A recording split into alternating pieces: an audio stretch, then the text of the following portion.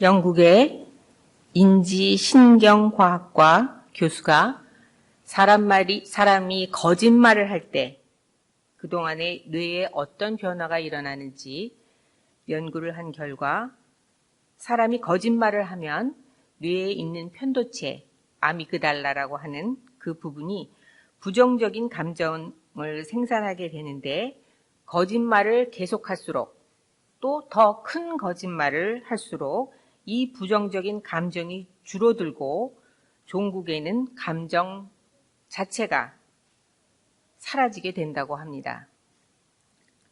이렇게 감정 반응이 사라지면 거짓말을 해도 뇌가 편안해지기 때문에 거짓말을 자꾸 하게 되는 거짓말이 늘어나게 된다고 하는 것입니다. 다시 말하면 거짓말을 해도 내가 거짓말을 하고 있는지 모르는 상태가 된다고 하는 것입니다. 같은 맥락에서 심리학적으로도 인간은 자신의 관점에서 보면 자신의 행동은 언제나 옳고 이치에 맞는다고 생각하기 때문에 자신이 이치에 맞지 않는다고 생각하는 행동은 결코 하지 않는다고 합니다.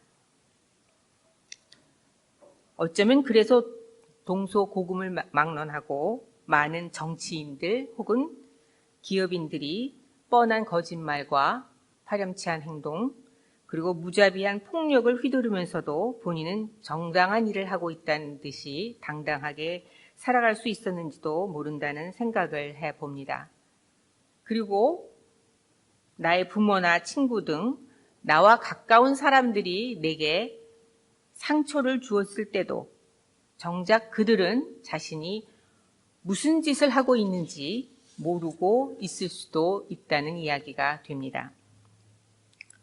그런데 혹시 내가 사랑하는 부모와 자식을, 남편과 아내를, 그리고 친구와 이웃을 가슴에 상처를 주는 말과 행동으로 고통을 주고 있으면서도 나 스스로는 모르고 있는 것은 아닐까? 혹시 내가 나 스스로에게 상처가 되는 일을 반복적으로 하면서 스스로를 불행하게 만들고 있지는 않을까? 그렇다면 우리는 왜 그럴까? 그렇다면 어떻게 해야 할까? 오늘은 이런 문제를 생각해 보려고 합니다.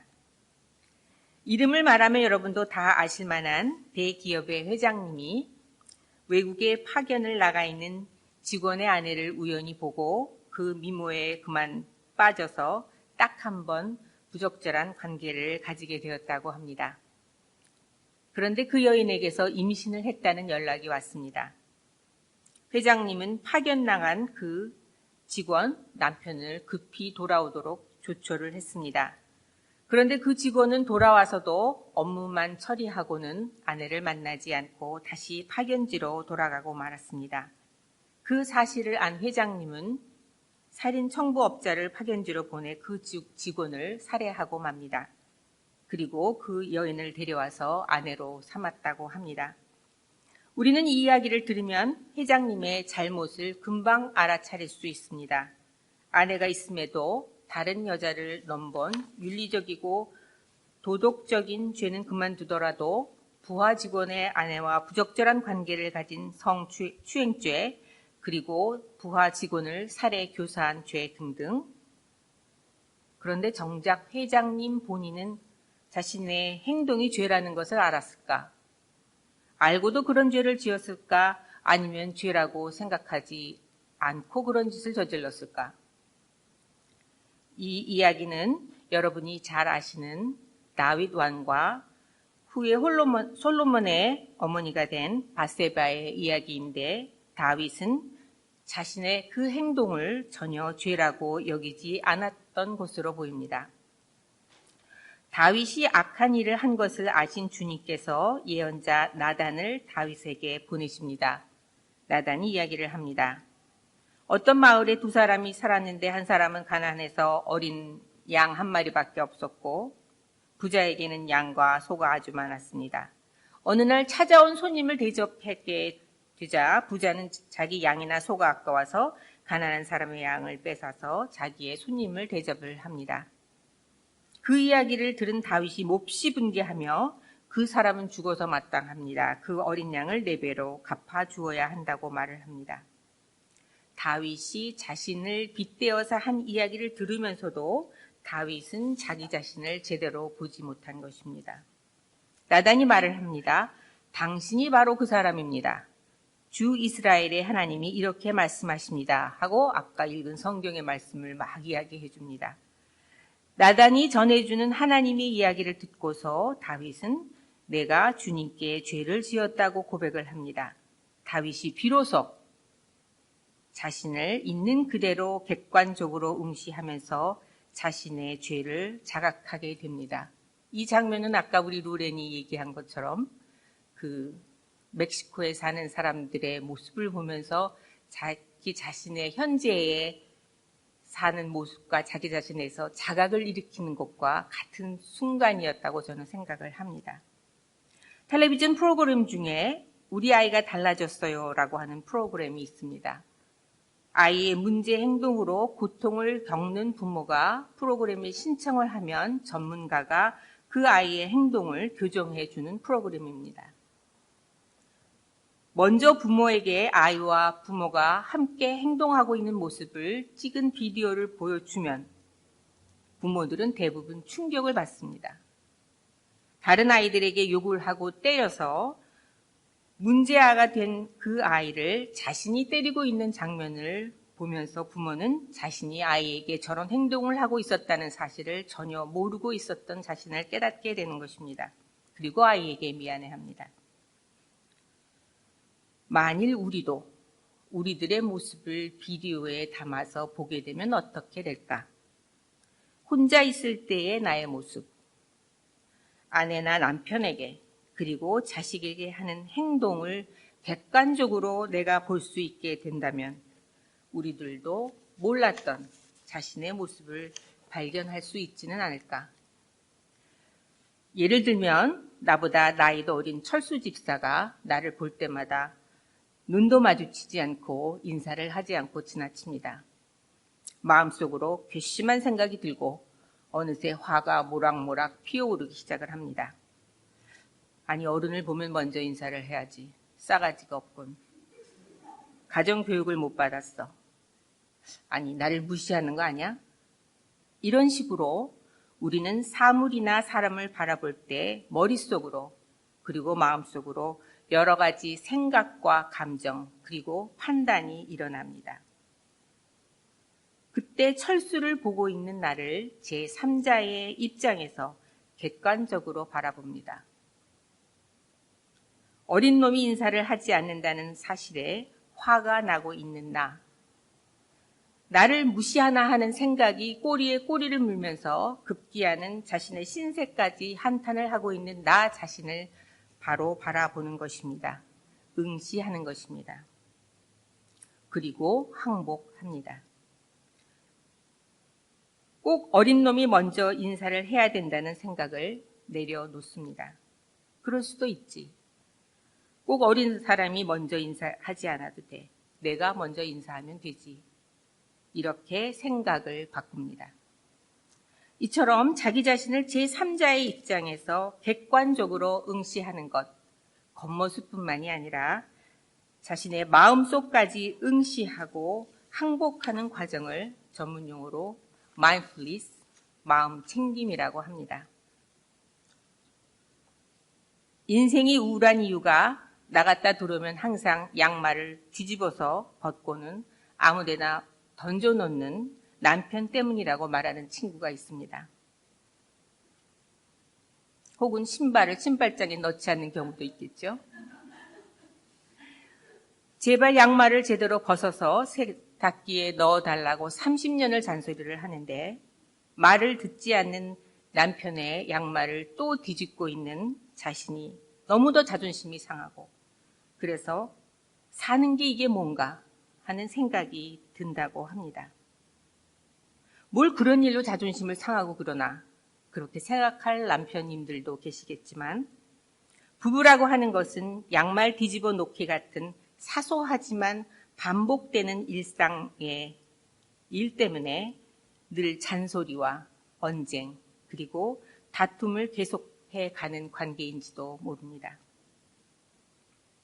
만일 제 친구가 남편의 냄새나는 양말 때문에 자존심 상해하고 신세를 한탄하고 있는 자기 자신을 응시할 수 있다면, 그리고 그래, 양말 좀 뒤집어 벗어놓을 수도 있지. 그게 내 남편의 고질병인데 어떡하겠나. 그렇게 항복할 수 있다면 그녀의 삶이 조금은 편안해지지 않을까 하는 생각을 해봅니다. 우리들은 살아가면서 내 자신보다는 밖에서 일어나는 사건이나 다른 사람들에게 더 많이 신경을 쓰면서 살아갑니다.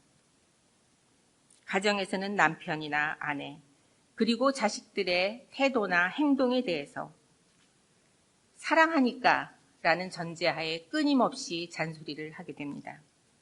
직장에서는 상사나 동료, 후배들의 태도나 행동을 보면서 판단하고 비판하고 때로는 그들로 인하여 스스로 고통을 받습니다.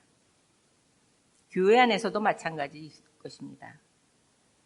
이 집사는 이게 이렇고 저 집사는 저게 저렇고 자신의 판단과 생각이 옳다고 하는 믿음 하에 다른 사람들을 바라보고 판단을 하면 내 마음에 드는 인간은 이 세상에 하나도 없습니다.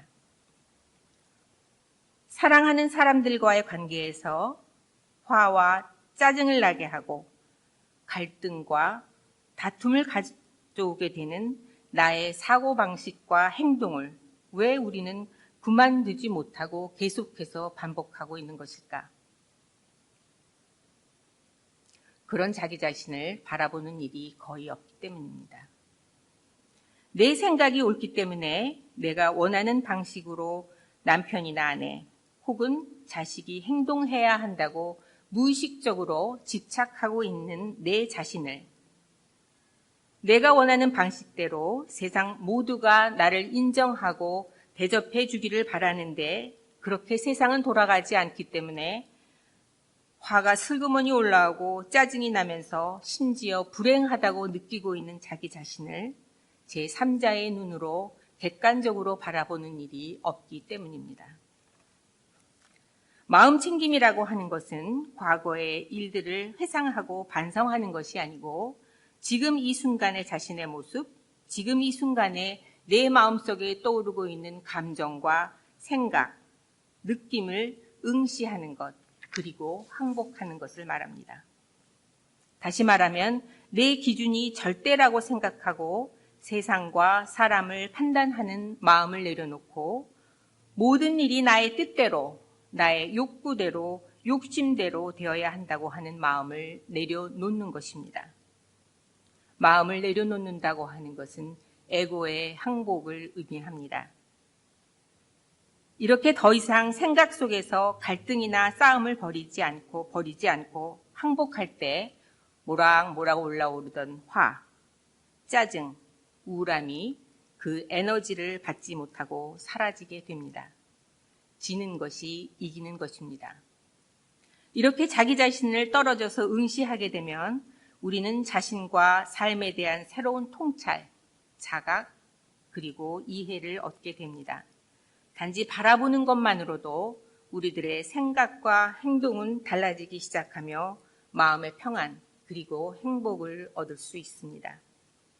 이런 응시와 항복의 과정을 심리학에서는 마인드풀니스, 마음 챙김이라고 하는데 우리 기독교인들에게는 기도를 배워가는 과정과 다르지 않다고 저는 생각을 합니다. 우리는 여러 가지 원하는 바람이 있을 때 혹은 어려움이 닥쳤을 때 하나님께 기도를 드립니다. 그리고 이것은 꼭 필요한 일입니다. 그 기도가 깊어지면 기도하고 있는 자신의 모습을 내 스스로 응시하게 됩니다. 그리고 그 모든 문제의 중심에 내가 있음을, 에고가 있음을 자각하게 됩니다. 그래서 하나님께 항복을 합니다. 하나님, 제 뜻대로 마시고 아버지의 뜻대로 이루어지기를 원합니다. 우리에게 기도는 원하는 것이 있어서 꺼내 쓰는 요술방망이가 돼 주지는 못합니다. 기도는 응시와 항복입니다. 지금 이 순간 나의 모습을 응시하고 나의 뜻을, 나의 욕심을 내려놓고 아버지의 뜻을 구하며 그 뜻을 이루며 살아가려고 애쓰는 신앙인의 삶의 여정, 그것이 바로 기도라고 생각됩니다. 그래서 사도 바울은 이렇게 권면합니다. 끊임없이 기도하십시오. 끊임없이 기도하십시오. 모든 일에 감사하십시오. 이것이 그리스도 예수 안에서 여러분에게 바라시는 하나님의 뜻입니다. 한 주간 동안 이 말씀을 묵상하시면서 끊임없이 기도하시는 것을 실천하는 여러분이 되시기를 바랍니다.